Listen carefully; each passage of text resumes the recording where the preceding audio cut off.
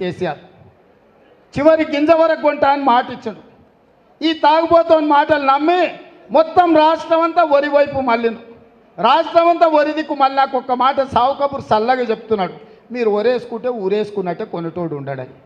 ఈడానే వ్యవసాయాన్ని బాగు చేసేటోడు ఈ తాగుబోతు మాటలు నమ్మి మళ్ళీసారి పార్లమెంట్లో ఓట్లు వేయాలనా?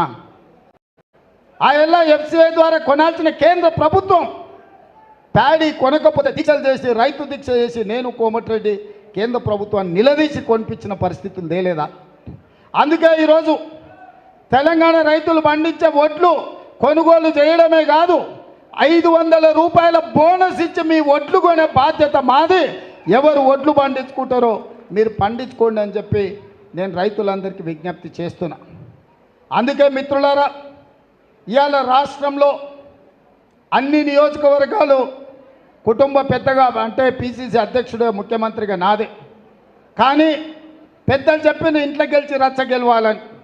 మరి మన ఇల్లు కొడంగలే కదా, మన కుటుంబం కొడంగలే కదా, మీరే కదా నా బలగం, నా బంధువులు. ఇవాళ మీరు 50,000 మెజార్టీ ఇవ్వకపోతే రేపు అసెంబ్లీలో పార్లమెంటులో ఏమంటారు?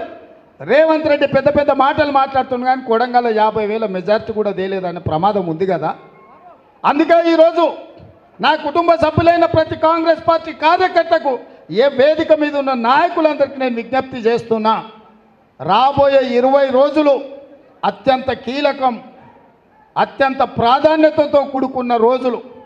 ఈ 20 రోజులు ఇప్పుడు నాకు మొత్తం లెక్క రాసి ఇచ్చిన మా బొమ్మరాజపేటలో మరి 25 తారీఖు నుంచి 5 తారీఖు అన్నాడు మా నరసింహ, ఎక్కువ రోజులు తీసుకున్నాడు. మరి మిగతా వాళ్ళంతా 20 తారీఖు నుంచి 30 తారీఖు లోపలనే డోర్ టు డోర్ చేస్తామన్నారు. మరి 30 తారీఖు తర్వాత మళ్ళీ 1-2 రోజులు సెలవు తీసుకొని మళ్ళీ 2వ రౌండ్ కూడా పోవాలి.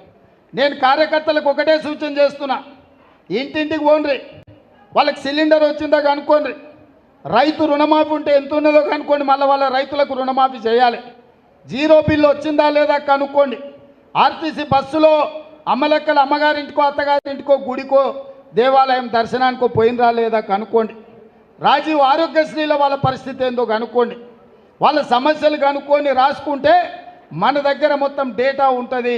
ఆ డేటా ప్రకారం మనం ఆ సమస్యల్ని పరిష్కరించడానికి ఉంటుంది. కాబట్టి ఇంటింటికి పోవాలి, ఆర్భాటపు ప్రచారాలు కాదు.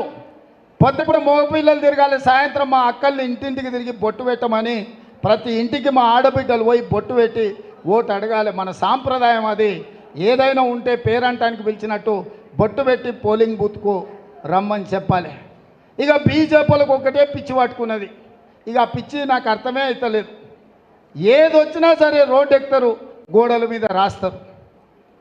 అరే నాయన, మా తాతలు ముత్తాతలు 10 తరాల నుంచి మేము హిందువులమే, మేము దేవుళ్ళకు పూజలు చేసిన వాళ్ళమే.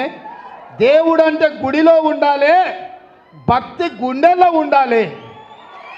బజార్లో పొడితే వీధులకెక్కి అరిస్తే అది భక్తి కాదు. ఇతరులను అవమానిస్తే అది గొప్పతనం కాదు. హిందూయిజంలోనే మత సామరస్యం ఉంది, పరమతాలను సమానంగా గౌరవించమని ఉంది. మన పెద్దలు సంస్కృతి సాంప్రదాయాన్ని మనకు నేర్పినరు. ఊర్లలో పీర్ల పండుగ ఎవరు చేస్తారా? మనం కాదా చేసేది, సాయబులు చేస్తారు. ఏ ఊర్లో పీర్ల పండుగ ఉన్నా మనమే ముందుగాలు ఉంటుంది.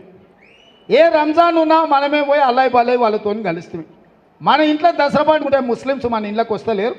క్రిస్మస్ ఉంటే మనం పోయి చర్చిలో పోయి వాళ్ళని కలిసి వస్తలేమా? కేక్ తినొస్తలేమా?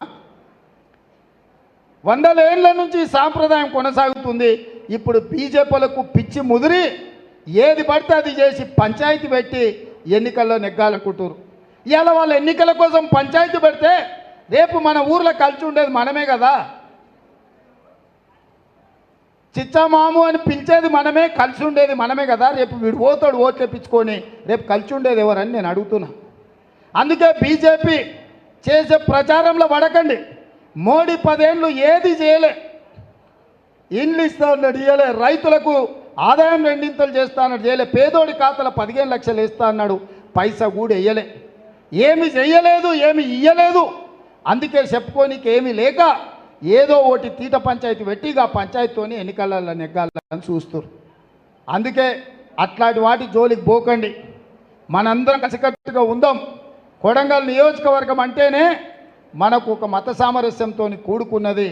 మనందరం కలిసికట్టుగా ఉండాలి. తప్పకుండా ఇక్కడ నుంచి ఎంత మెజార్టీ ఇస్తారు? కొడంగల్ నుంచి ఏం చెప్తలేరు. ఎంత ఇస్తారు మెజార్టీ? ఎంత ఇస్తారు? గట్టిగా చెప్పాలి. ఏంద్రా నాయన, ఏం రఘు ఏం భోజనం పెట్టలేదు అయింది? కొడంగల్ నుంచి ఎంత ఎంత ఎంత? గట్టిగా చెప్పుర్రి. అర్ణమ్మకి వినిపించేటట్టు చెప్పుర్రి. మోడీకి వినిపించేటట్టు చెప్పుర్రి. గట్టిగా చెప్పాలి. ఊరికి వినిపించాలి. జిల్లాకి వినిపించాలి. రాష్ట్రం అంతా వినిపించాలి. 50,000 మెజార్టీ ఇస్తారు కదా. ఈ మాట నేను మల్లికార్జున్ ఖర్గే సార్కి చెప్పొచ్చు కదా. మీ మాటగా మల్లికార్జున్ ఖర్గే గారికి, రాహుల్ గాంధీ గారికి చెప్తా, కొడంగల్లో వంశీచంద్రెడ్డికి 50,000 మెజార్టీ వస్తుందని మాట ఇచ్చిండ్రని మీ తరఫున చెప్తూ మీ అందరి దగ్గర సెలవు తీసుకుంటున్నా. జై కాంగ్రెస్, జై జై కాంగ్రెస్. అందరు కూడా బావాజీ జాతరకు రావాల్సిందిగా కోరుకుంటూ మీ అందరి దగ్గర సెలవు తీసుకుంటున్నా.